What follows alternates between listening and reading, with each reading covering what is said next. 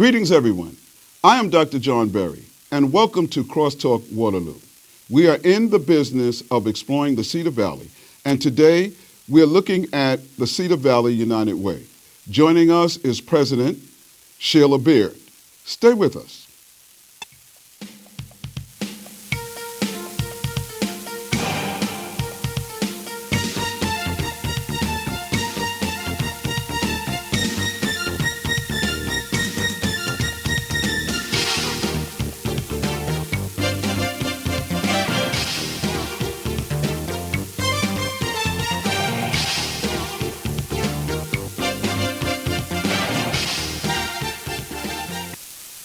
We're back. Hello. And today, my special guest is Sheila Baird, President and Commander-in-Chief of the Cedar Valley United Way. And I need to deal with the disclosure right now. I have the honor and the distinction of being this year's Vice Chair of the Cedar Valley United Way Board of Directors. Welcome, Sheila. Welcome to you. Well, and another disclosure is you, in fact, will be the chair of Cedar Valley United Way Board of Directors next year. Well, yeah, it's an honor and a privilege, and it's been fun. Mm-hmm. It really has been fun. Can you tell our listening audience something about the historical aspects of how the Cedar Valley United Way got started? How old is it, and all that good stuff? So the first campaign that was completed was in 1923. And it essentially began because a group of Rotarians and other community people went to Kansas City to a convention, and they said, you know, we have this thought that we can rise up an entire community if we help those who are in need. So they came back, and it took them a little bit, but they were able to raise $65,000 in the first year, which was 1923. I wonder what that would translate now into. You know, I did ask someone at some point to mathematically figure it out. They chose not to. So, but, you know, over the years, you know, and as we were approaching that 100th year, the Cedar Valley community, the greater 30 miles that we serve, has raised $117 million. Wow. And, you know, you think of it, that's $117 million here in the valley, and it is not spent on a table, it's not spent on a building, it's spent on people that are helping other people. So it is spent right now on a financial literacy teacher or a literacy teacher to teach people how to read at Hawkeye Community College in the Adult Learning Center. It is spent on things like child care scholarships, so you know, children can have a proper start and get educated in a qualified daycare situation, but that the parent then can either continue their education or go to work. And so there's all those things that really we as a community, I mean, we have done it to ourselves as far as giving that hand up and proudly going forth. Well, so we have somewhat of an idea of, in the beginning, and that's terribly fascinating. History is always fascinating to me, that the Rotarians here played a significant role in starting our United Way, or the 100,000 feet view of United Way. If you can provide our viewing audience with just a quick synopsis, if you will, of what is that like, and are we connected to them? Is the Cedar Valley United Way connected to the National United Way? Correct. Okay. So there is a United Way worldwide organization. The worldwide organization is literally worldwide, and it raises about $40 billion a year and invests it back in those individual communities. Everybody has their own 501c3, their own local board of directors, but there are certain tests that we must complete every year to maintain our membership. In a business sense, you would think of it as a franchisee kind of test. Now, we do pay a small fee, 1%, to the United Way worldwide operation, but then they give it back to us in training and marketing and those kinds of things. And so, but it does ensure that there is a certain credibility standard, a certain integrity standard, you know, that our financials are measured and that that the audits are completed and those aspects of things. And the other thing is, I think it gives each one of our local organizations, kind of that peer support. We all do things slightly differently, just sheer size, because we're small compared to most. You know, we have 5 full-time employees, which is small. But on the other hand, we still have to maintain the integrity of the larger pieces. And so we kind of share information back and forth and processes. And so it is good to be affiliated because, you know, we just need to have sometimes that instant knowledge that somebody else would have. See, I know that because I sit on the board, and when it's your turn on the agenda, by the way, you are an outstanding CEO.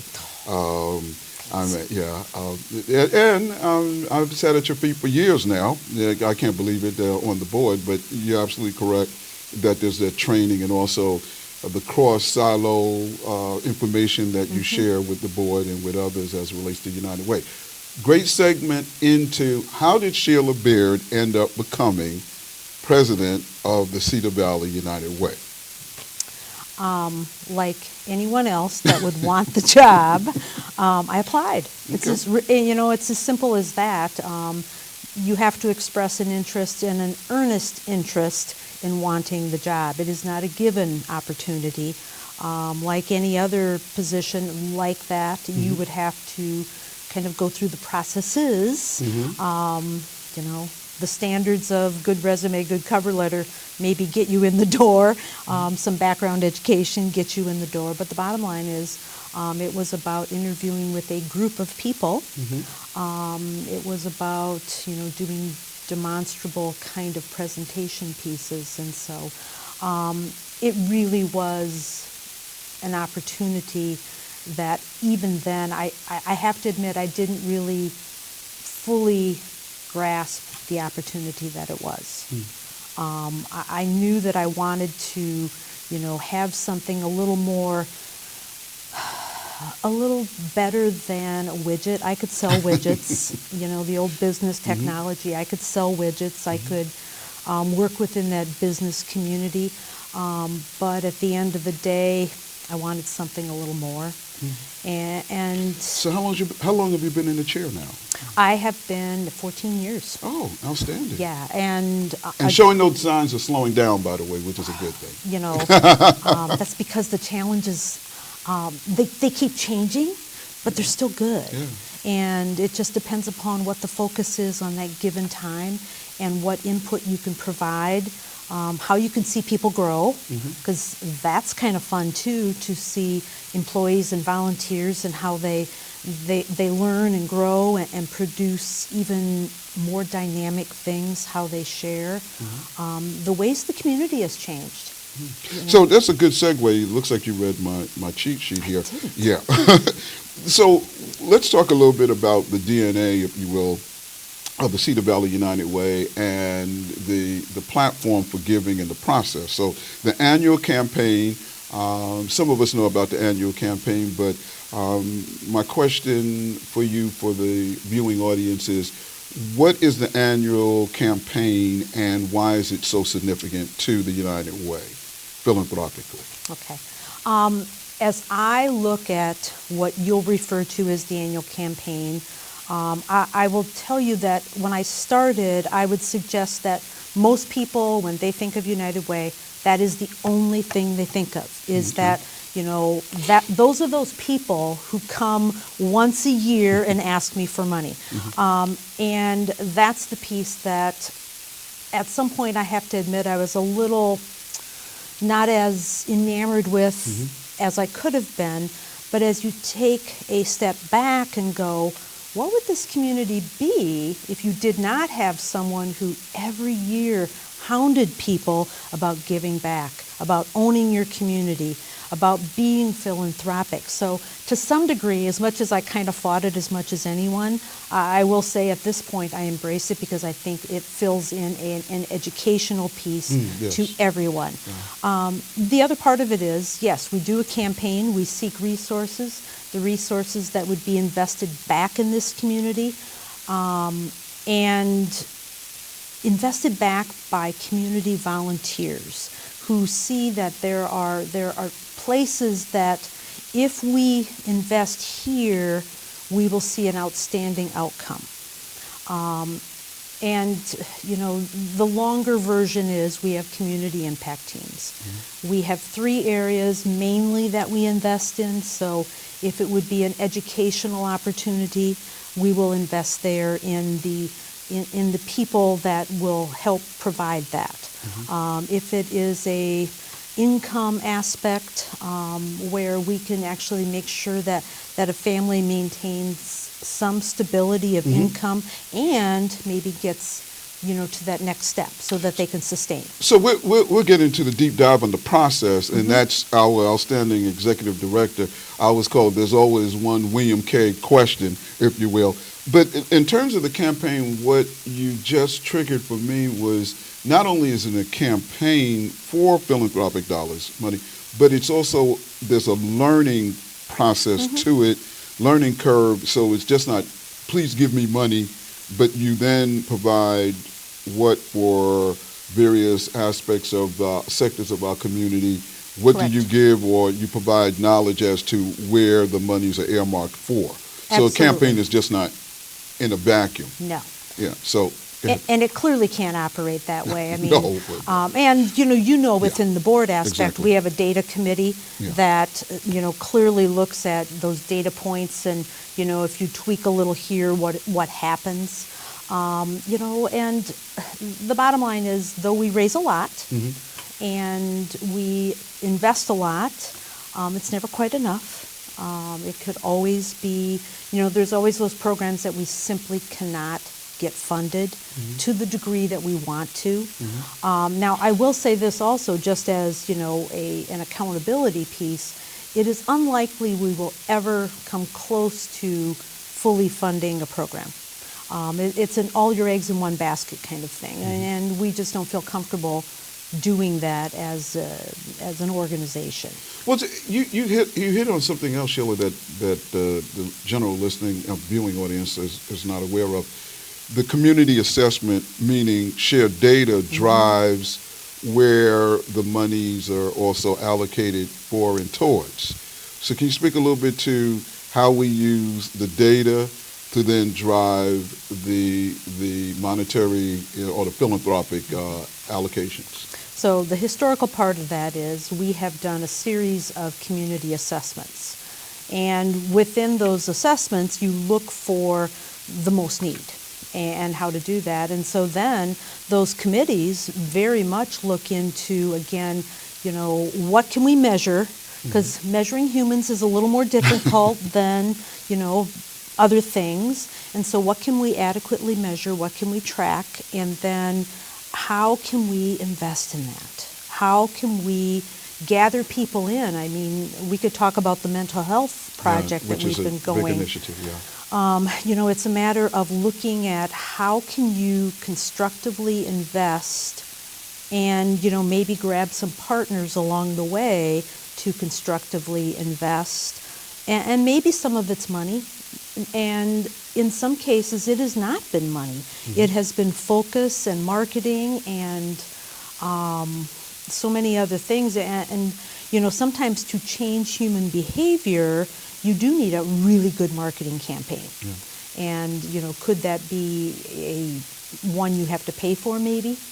Or not? But the takeaway is that the philanthropic dollars that are requested and received is not willy-nilly. Oh, no. That there is an analytical perspective, and there's data. It's data driven. I know that we are hard charging as it relates to turning around and gaining some knowledge and impact on mental illness, illiteracy, opioids, and all that good stuff, and which is really important. That's the learning curve piece of this. I'd like for you to take this opportunity now to talk a little bit about your current, our current campaign, and who are the co-chairs, and do we always have co-chairs? We've had 3 co-chairs.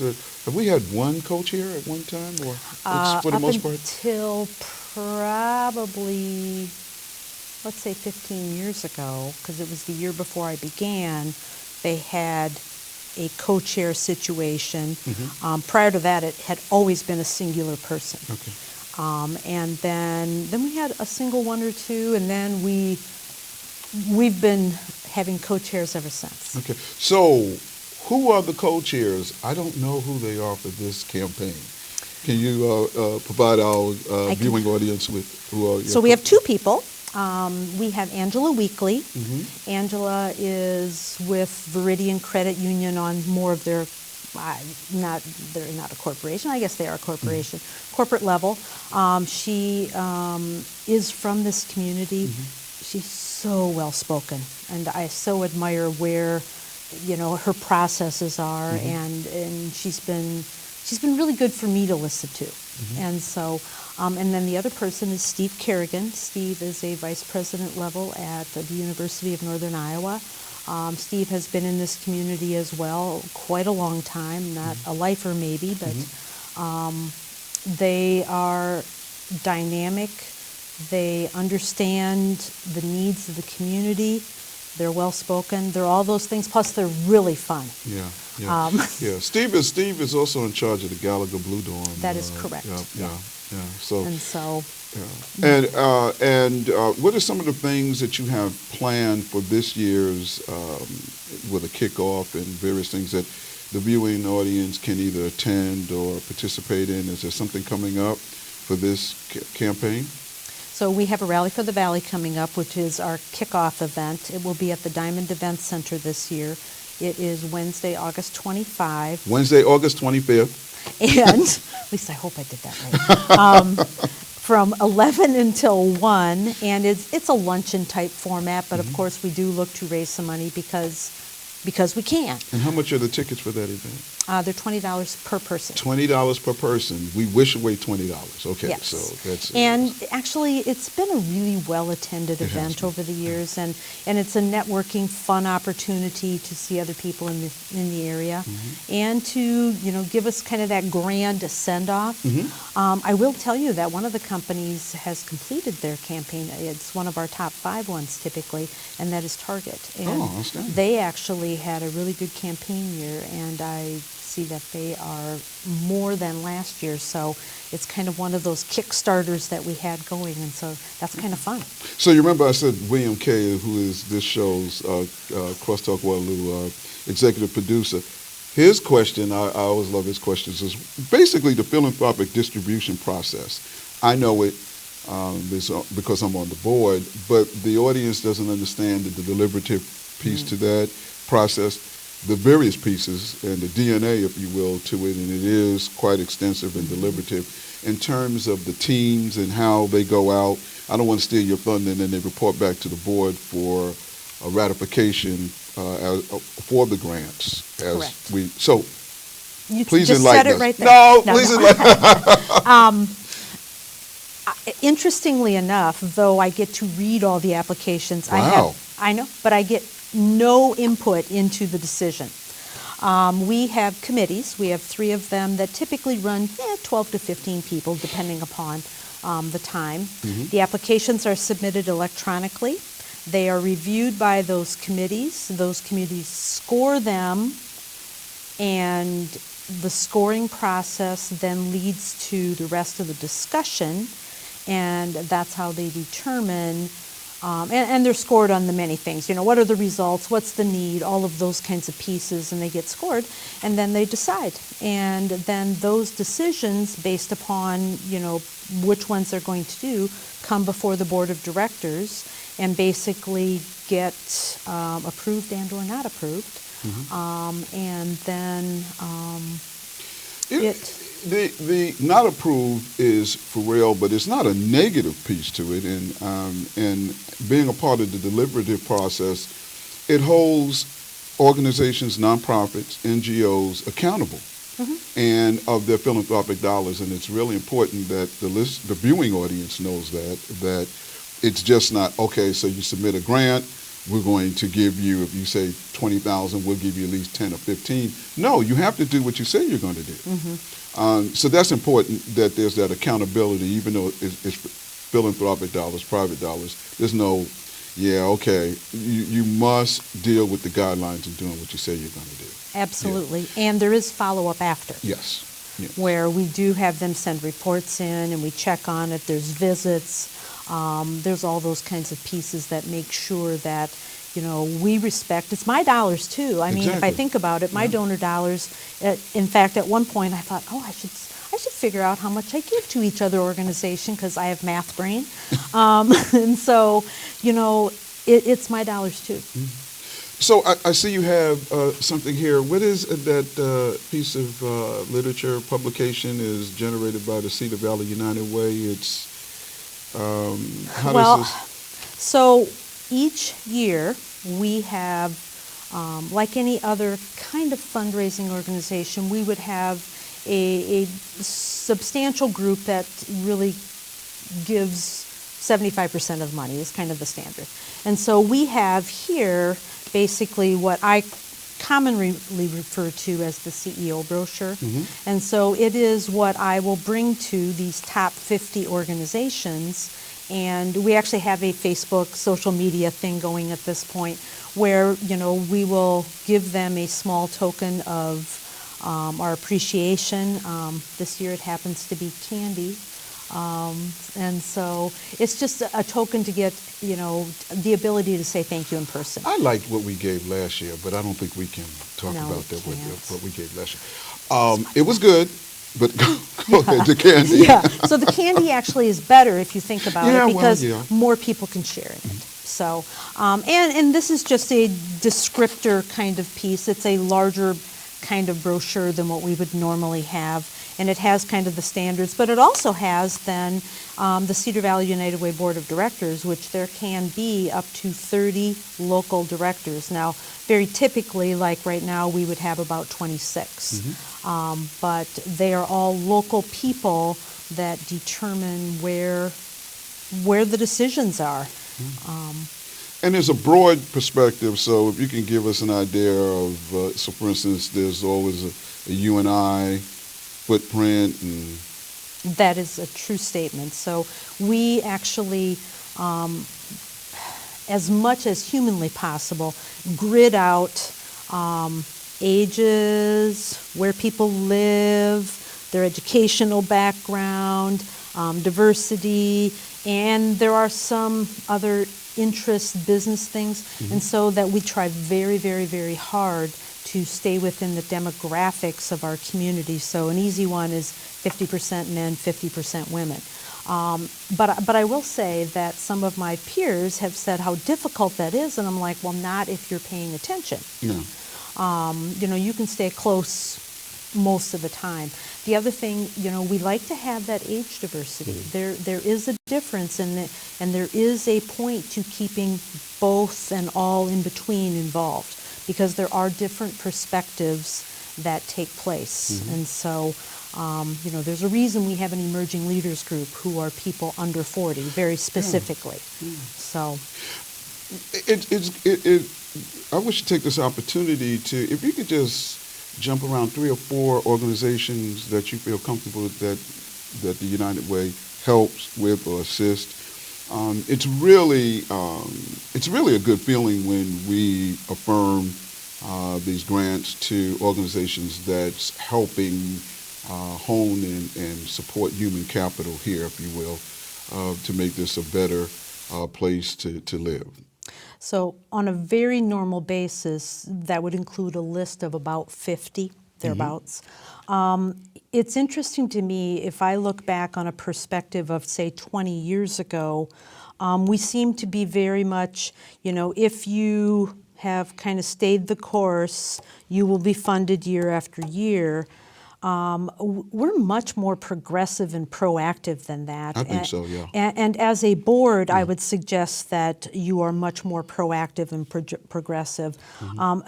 An easy, quick example, just thinking alphabetically, we give some money to Allen College. It is given to what is called their nurse camp program.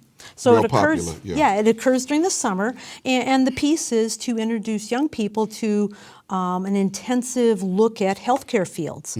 Now, it doesn't take a ton of money, but the point is we are trying to introduce young people into the workforce and potentially what it needs to get there. And there's a tangible piece of this because there's a nursing shortage. Correct, So, absolutely, yeah, economic yeah, development. exactly. And I have to admit, there are some days, nice little segue in there, but there are some days that the whole economic development piece is so not lost on me and our organization from the standpoint, what is your biggest economic development driver? It's people. It's people who are skilled and can work. And so, the immigration policies nationally is a whole nother set of things, but very much locally, those people who are new to our community, if in fact we can bring them along and get them employed and add to our base, well, kudos to us for figuring that out. One of those ways is we fund what is called the Literacy Project at Hawkeye Community College, and it is essentially at the Adult Learning Center, the new building. And the purpose is to basically teach families, adults, children, to read. There are people in our community who are like, well, of course everyone knows how to read. Well, no, they don't. And so the purpose is to get that accomplished. Another one would be People's Community Health Clinic. We invest a lot of money in dental care on a regular basis. And again, if you can't have a good enough set of teeth to eat, then what can you do? So before we get out of here, if you will, we're running a little short on time, please provide the contact information to our viewing audience so they get in touch with you or your office staff if they're interested in attending any events or interested in giving. Absolutely. We are Cedar Valley United Way. Our address is 425 Cedar Street, Waterloo, Suite 300, and it's Waterloo, Iowa 50701. Our phone number is 319-235-6211. There are many reasons you could call us or simply give money. Own a piece of the community. Well, thank you so very much Thank for you. coming, and I enjoy it, trust me, I enjoy sitting on the board. That's our show. On behalf of all of us at CrossTalk Waterloo, please stay informed, stay engaged, and stay on top of the issues. I am Dr. John Berry. Thank you for your time, this time, and until next time.